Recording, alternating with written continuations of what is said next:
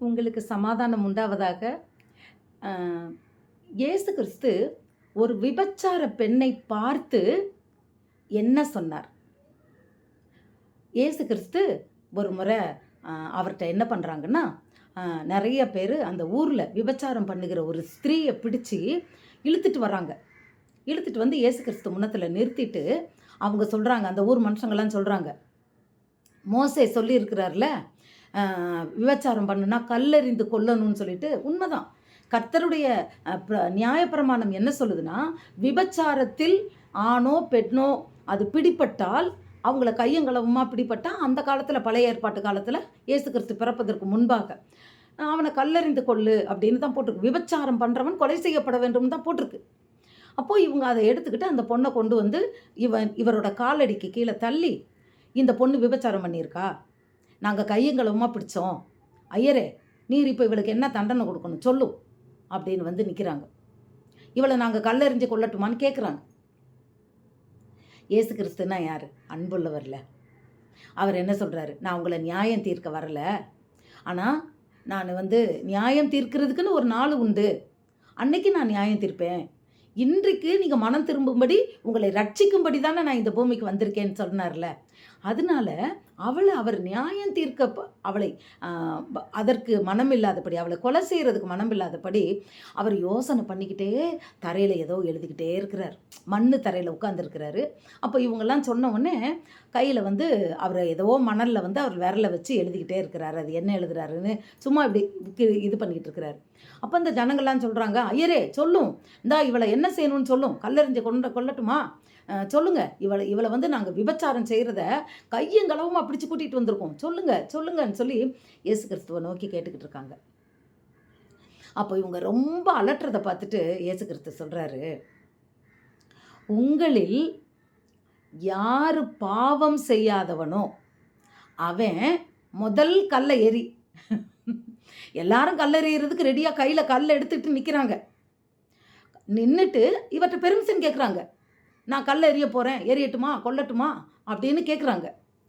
அப்போ இவர் சொல்கிறாரு, "உங்களில் யாரு பாவமே செய்யலையோ அவன் முதல்ல கல்லை மேலே எறிங்கன்ன உடனே வயசான கிழவன்ல இருந்து, வாலிபன்ல இருந்து, ஆண்கள்ல இருந்து, பெண்கள்ல இருந்து எல்லாருமே அந்த கல்லை கீழே போட்டுட்டு அவளை ஒன்றுமே பண்ணலை, போயிடுறாங்க.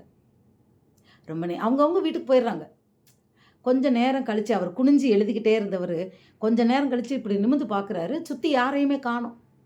ஆண்டவர் கேட்குறாரு, "உன்னைய குற்றப்படுத்தி பேசினவங்களாம் எங்கே?" அப்படின்னு கேட்குறாரு.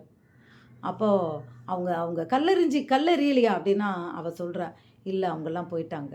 அப்போ சொல்கிறாரு, "நானும் உன்னை நியாயம் தீர்க்கலை" அப்படின்னு சொல்லிட்டு அவர் சொல்கிறாரு, "ஆனால் இனி நீ பாவம் செய்யாதே." பார்த்தீங்களா? அவர் அவர் அதுக்குன்னு நீ வந்து செஞ்சது ரைட்டுன்னு சொல்லலை.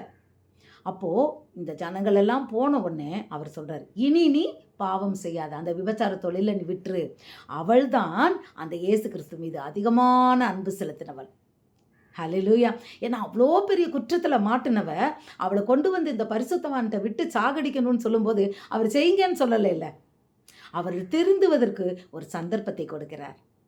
ஆம் பிரியமானவர்களே, இன்றைக்கும் இயேசு கிறிஸ்து நம் பாவத்திலிருந்து மனம் திரும்பும்படியாய் நமக்கு இந்த வாழ்க்கையில் அநேக சந்தர்ப்பங்களை கொடுக்கிறார். நாம் மனம் திரும்ப வேண்டும். என்ன நம்மகிட்ட பாவம் இருக்கோ, பொல்லாத காரியங்கள் இருக்கோ, தீங்கு இருக்கோ, தீய காரியங்கள் இருக்கோ, நாம் எல்லாவற்றையும் நாம் மனம் திரும்ப வேண்டும். அதற்கு தான் இந்த டைம் கொடுத்துருக்கிறாரு.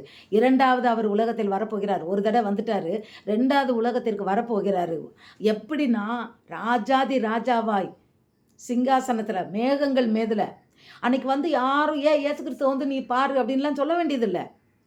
எல்லார் கண்களும் அதை பார்க்கும்.